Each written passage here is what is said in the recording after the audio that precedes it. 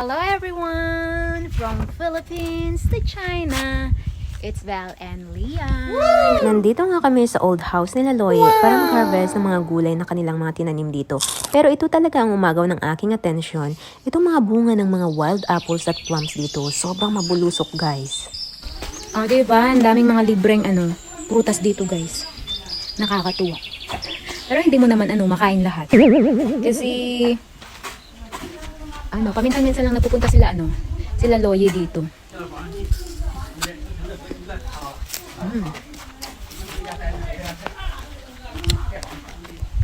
Ang sarap. Kaso may pagka-sour siya kaya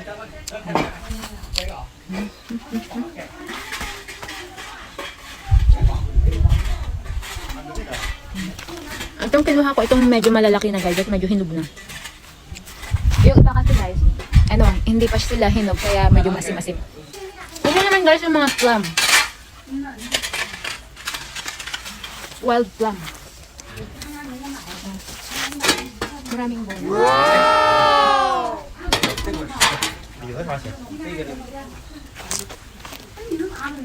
Sabi ni Loie sa akin, yung mga hinog na, yun yung mga napipisil.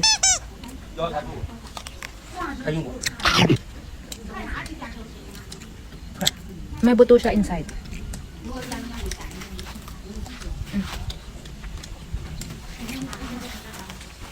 Pero hindi ko masyadong bread ito. Mas gusto ko yung wild apple. Pero kuha pa rin tayo ng konti.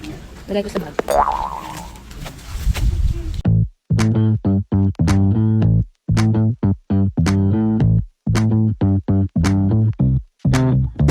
Oh yeah.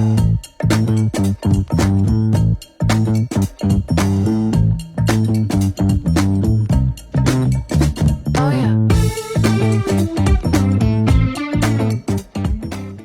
Ito lang muna ang kukunin natin. Kasi, si Lian ayaw niya ito guys. Medyo picky. So, ako na lang kakain. Ito lang kaya ko ang kukunin ko. So, balik dito guys. Yung mga kapitbahay, pwede naman sila mamitas dito. Kasi sobra-sobra naman ito. Hindi naman, makukuha nila Loie. So, sayang lang. Nagbigay nga ng plastic si Loie kay Lian at punuin daw namin ito ng wild apples and plums. Kaso medyo konti lang ang hinog kaya medyo mabusisi talaga ang pagkuha nito. Palubat na kasi ako kaya hindi kami nakapag-video. Pero kanina guys, nag-harvest kami ng mga patatas. Dito nga namin hinarvest yung mga patatas at medyo maluwang-luwang din itong pinag-harvestan namin. So bali ako ang taga-collect, si Lian at Loie ang taga-damo, si Uncle naman ang taga-kalaykay. Kita ko sa inyo guys, itong napakalaking patatas na na-harvest namin kanina. Kakaibang size. Wow! Diba? Napakarami. Wow! Dito naman tayo sa mais, guys. Itong mais na ito ay kulay yellow. Pero kasing lagkit din ng mais na puti sa atin.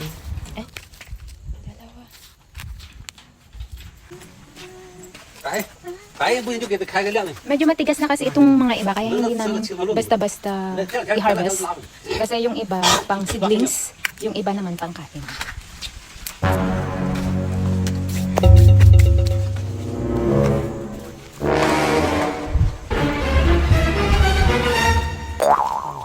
See? Daming mais.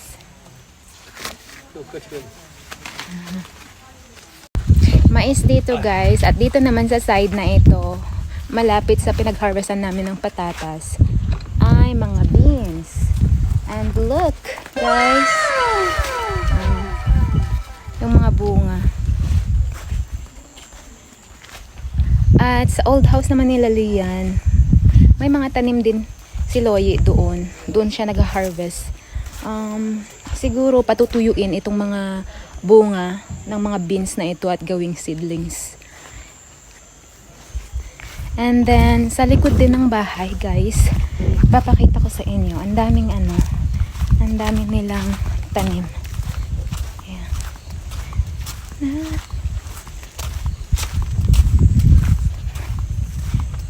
Yes, see, diba napalibutan ng ganito. Akala ko nga mais. Tatanungin ko kay Lian kung ano ito.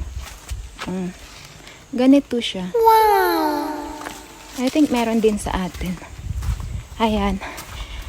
Tapos dito sa side naman na Ito, may mga, ano to, cilantro. Yes, at saka mga onion leaves.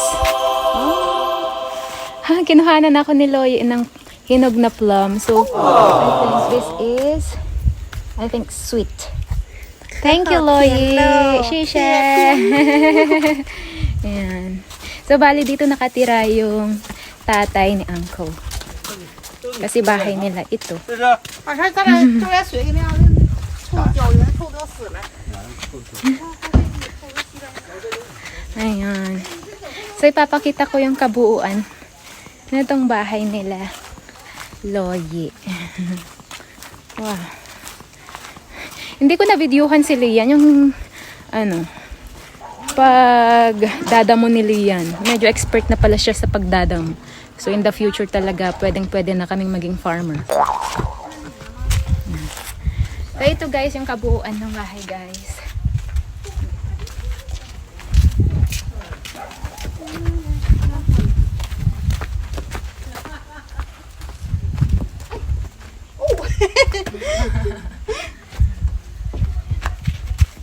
I got so many. I also got some.